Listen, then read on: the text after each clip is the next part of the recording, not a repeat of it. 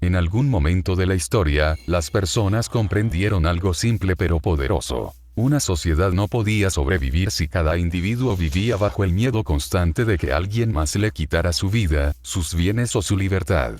Así nacieron las leyes. No como cadenas para controlar a la población, sino como una barrera contra la violencia, el abuso y el caos. La idea era sencilla. Nadie debía dañar a otros, nadie debía apropiarse de lo ajeno y todos debían cumplir sus promesas. Con esas bases comenzó a construirse la civilización. Con el paso del tiempo, las personas empezaron a organizarse en comunidades más complejas. Surgieron tribunales, jueces y acuerdos para resolver conflictos. Antes de que existieran enormes parlamentos y burocracias modernas, muchas reglas nacían directamente de disputas reales entre individuos. Cuando dos personas peleaban por una propiedad, un contrato o un daño causado, los jueces tomaban decisiones que luego servían como referencia para casos futuros. Así evolucionó lentamente el derecho. Aquellas reglas tenían una característica fundamental. Debían aplicarse a todos por igual. El rey, el comerciante, el campesino o el funcionario debían estar sometidos a la misma ley. Esa idea se convirtió en uno de los pilares más importantes de las sociedades libres. El gobierno de leyes, y no el gobierno de hombres. Porque cuando el poder depende únicamente de la voluntad de un gobernante, la libertad comienza a desaparecer. La propiedad privada se volvió otro elemento esencial.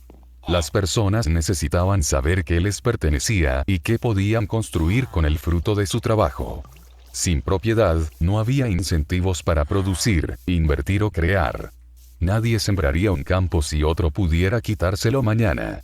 Nadie construiría una empresa si el Estado o un gobernante pudiera apropiarse de ella arbitrariamente. Durante siglos, muchas sociedades intentaron limitar el poder político mediante constituciones y divisiones de poder. En Estados Unidos, por ejemplo, surgió una idea revolucionaria. El gobierno no debía tener poder ilimitado. Sus funciones debían estar claramente enumeradas y restringidas. El Estado existiría únicamente para proteger derechos, no para controlar cada aspecto de la vida humana. Pero con el paso de los años, aquel límite comenzó a erosionarse. Poco a poco, el gobierno empezó a expandirse hacia áreas que antes pertenecían a la vida privada. Educación, economía, salud, vivienda, jubilación, producción industrial y hasta hábitos personales. Cada nueva crisis servía como justificación para otorgarle más poder al aparato estatal. Entonces aparecieron enormes agencias administrativas capaces de crear regulaciones que afectaban a millones de personas. Ya no era solo el Congreso aprobando leyes. Ahora existían organismos enteros produciendo miles y miles de reglas técnicas imposibles de memorizar para un ciudadano común. La situación comenzó a transformarse en algo inquietante. Las mismas instituciones que creaban las normas también las interpretaban y castigaban a quienes las violaban. Se convirtieron, al mismo tiempo, en legislador, fiscal, juez y ejecutor. La separación de poderes, diseñada para evitar abusos, empezaba a desdibujarse. Mientras tanto, la cantidad de leyes crecía sin parar. Lo que antes eran delitos graves como asesinato, robo o fraude, empezó a mezclarse con regulaciones administrativas y normas técnicas. Actividades que décadas atrás jamás habrían sido consideradas crímenes, ahora podían llevar a una persona a prisión. La llamada guerra contra las drogas aceleró todavía más este proceso. Las cárceles comenzaron a llenarse a niveles nunca antes vistos. Millones de personas terminaron encarceladas, muchas de ellas por delitos no violentos. Las penas mínimas obligatorias y las políticas de mano dura multiplicaron el número de presos y destruyeron innumerables vidas. Pero el problema no terminaba ahí. La complejidad legal alcanzó un punto tan extremo que incluso personas comunes podían convertirse en criminales sin darse cuenta. Empresarios, comerciantes, trabajadores e incluso jubilados podían violar alguna regulación desconocida entre miles de páginas de normas federales. En un caso impactante, un anciano aficionado a las orquídeas terminó enfrentando agentes armados y años de prisión porque algunas plantas importadas tenían etiquetas incorrectas. No era un narcotraficante ni un criminal violento. Era simplemente un hombre atrapado dentro de un sistema legal gigantesco y casi imposible de comprender. Al mismo tiempo, el gobierno moderno empezó a desarrollar mecanismos de vigilancia masiva.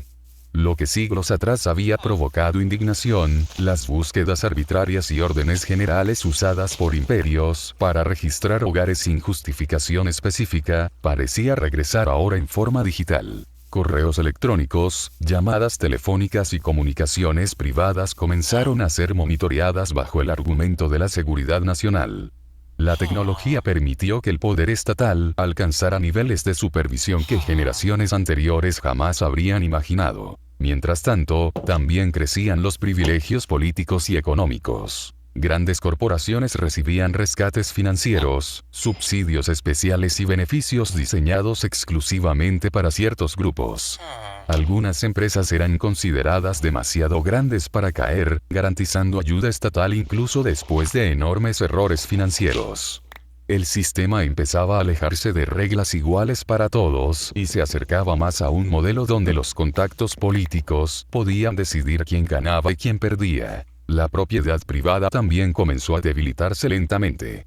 Gobiernos locales podían expropiar terrenos y viviendas para proyectos privados disfrazados de interés público.